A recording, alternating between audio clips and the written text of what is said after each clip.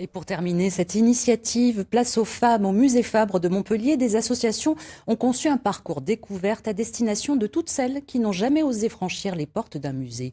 Chloé Fabre et Franck de Tranchant.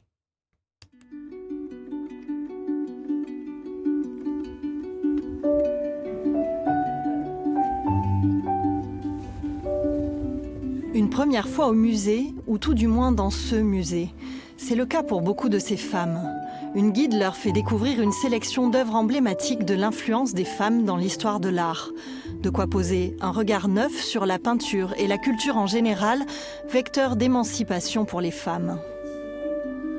On voit que malgré la difficulté de sa vie, elle garde espoir malgré tout.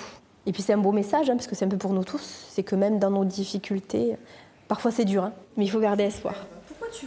Une découverte pour ces visiteuses d'un jour, une révélation pour certaines.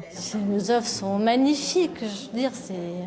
Après, il y en avait certaines que je connaissais, d'autres que je connaissais moins.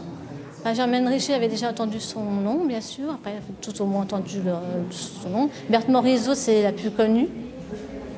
Germaine Richer m'a beaucoup plu. Cette chauve-souris, ça explique beaucoup de choses de la vie réelle. Je pense qu'elle a mis l'accent sur quelque chose qui donne à réfléchir. Promouvoir les femmes dans la vie sociale et culturelle, c'est tout l'objet de l'association Zonta à l'origine de ces visites. La marraine de l'opération, elle, n'a jamais eu à pousser la porte d'un musée puisqu'elle a grandi entourée d'artistes. Mais pour elle, c'est essentiel de valoriser ainsi les femmes. Se balader dans un musée, ça ouvre la porte à dire « j'ai le droit de m'exprimer ». Un artiste s'exprime sous toutes sortes de façons, la sculpture, la peinture, la photographie, les grands formats, les petits formats, le papier, tout.